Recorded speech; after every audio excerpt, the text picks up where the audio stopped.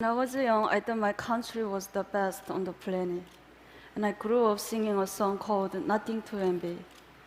And I was very proud. In school, we spent a lot of time studying the history of Kim Il-sung, but we never learned much about the outside world. Except that America, South Korea, Japan are the enemies. Although I often wondered about the outside world, I thought I would spend the entire my life in North Korea until everything suddenly changed. When I was 7 years old, I saw my first public execution. But I thought my life in North Korea was normal. My family was not poor, and myself had never experienced hunger. But one day in 1995, my mom brought home a letter from a Caucasus sister.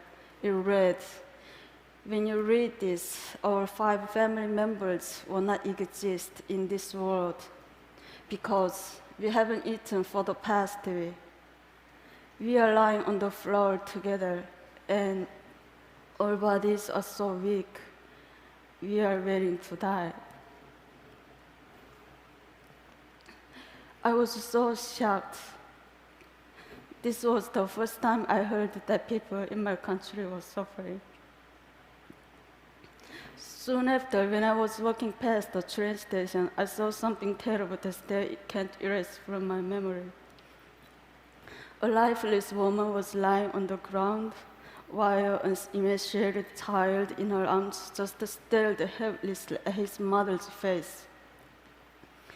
But nobody helped them because they were so focused on taking care of themselves and their families. A huge famine hit North Korea in the mid-1990s. Ultimately, more than 1 million North Koreans died during the famine, and many only survived by eating grass, bugs, and tree bark. Power outages also become more and more frequent, so everything around me was completely dark at night, except for the sea of lights in China, just across the river from my home. I always wondered why they had lights, but we didn't. This is a satellite picture showing North Korea at night compared to neighbors. This is the Amno River, which serves as a part of the border between North Korea and China. As you can see, the river can be very narrow at certain points, allowing North Koreans to secretly cross. But many dying. Sometimes I saw dead bodies floating down the river.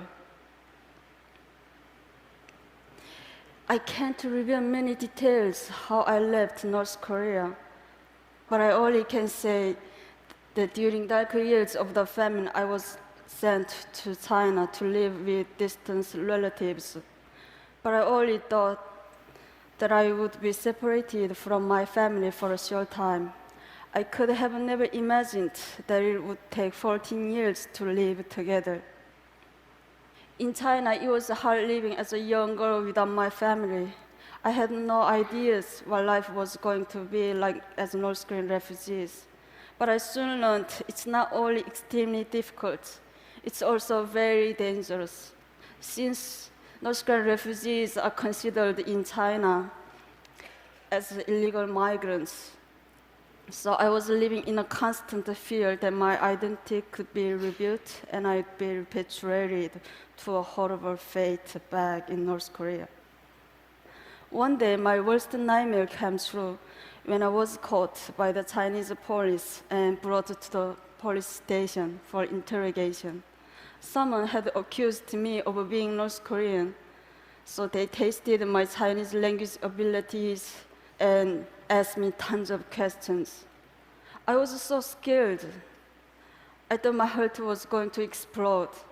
If anything seemed unnatural, I could be imprisoned and repatriated. I thought my life was over.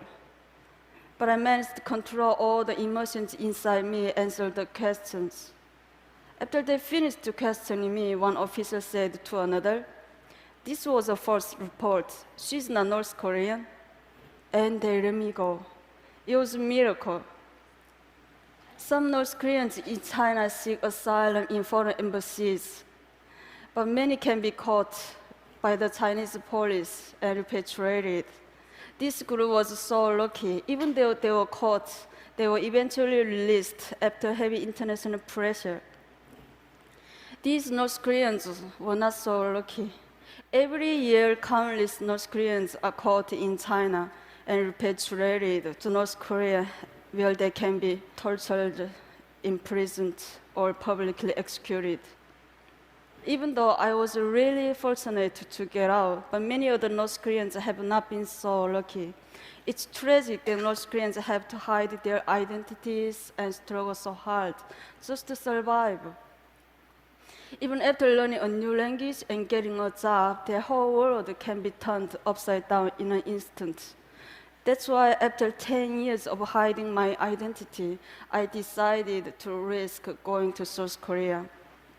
And I started new life yet again. Settling down in South Korea was a lot more challenging than I had expected.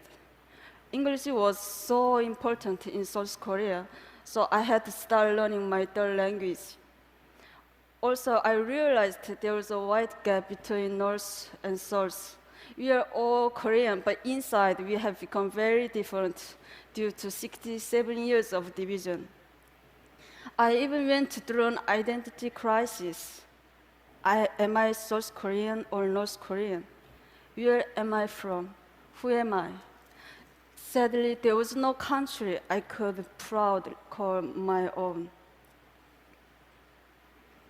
Even though adjusting to life in South Korea was not easy, but I made a plan. I started studying for university entrance exam. Just as I was starting to get used to my new life, I received a shocking phone call. The North Korean authorities intercepted some money that I sent to my family, and as a punishment, my family was going to be forcibly removed to a desolate location in the countryside. They had to get out quickly, so I started planning how to help them escape. North Koreans have to tread incredible distances on the path to freedom. It's almost impossible to cross the border between North Korea and South Korea. So ironically, I took a flight back to China and I had to told the North Korean border. Since my family couldn't speak Chinese, I had to guide them. Somehow through more than 2,000 miles in China and then into Southeast Asia. The journey by bus took 1 week and we were almost caught several times. One time our bus was stopped and boarded by a Chinese police officer. He took everyone's ID cards and he started asking them questions. Since my family couldn't understand Chinese, so I thought my family was going to be arrested. As the Chinese officer approached my family, I impulsively stood up and I told him that these are deaf and dumb people that I was chaperoning. He looked at me with suspiciously, but luckily he believed me. We made it all the way to the border of Laos, but I had to spend almost all of my money to bribe the border guards in Laos. But even after we got past the border, my family was arrested and jailed for illegal border crossing. After I paid the fine and bribe, my family was released in 1 month. But soon after, my family was arrested and jailed again in the capital of Laos. This was one of the lowest points in my life. I did everything to get my family to freedom, and we came so close. But my family was thrown in a jail just a short distance from the South Korean embassy. I went back and forth between the immigration office and the police station, desperately trying to get my family out. But I didn't have enough money to pay bribe or fine anymore. I lost all hope. At the moment, I heard one man's voice ask me, "What's wrong?" I was so surprised that a total stranger cared enough to ask. In my broken English and with a dictionary, I explained the situation, and without hesitating, the man went to the ATM and he paid the rest of money for my family and 2 other North Koreans to get out of jail. I thanked him with all my heart, and I asked him, "Why are you helping me?" "I'm not helping you," he said. "I'm helping North Korean people." I realized that this was a symbolic moment in my life. The kind strange symbolized new hope for me and the North Korean people when we needed it most. And he showed me the kindness of strangers and the support of the international community are truly the rays of hope when North Korean people need. Eventually, after our long journey, my family and I were reunited in South Korea. But getting to freedom is only half the battle. Many North Koreans are separated from their families, and when they arrive in a new country, they start with little or no money. So we can benefit from international community for education, English language training, job training, and more. We can also act as a bridge between the people inside North Korea and the outside world, because many of us stay in contact with family members still inside, and we send information and money that is helping to change North Korea from inside. I've been so lucky to receive so much help and inspiration in my life. So I want to help give aspiring North Koreans a chance to prosper with international support. I'm confident that we will see more and more North Koreans succeeding all over the world, including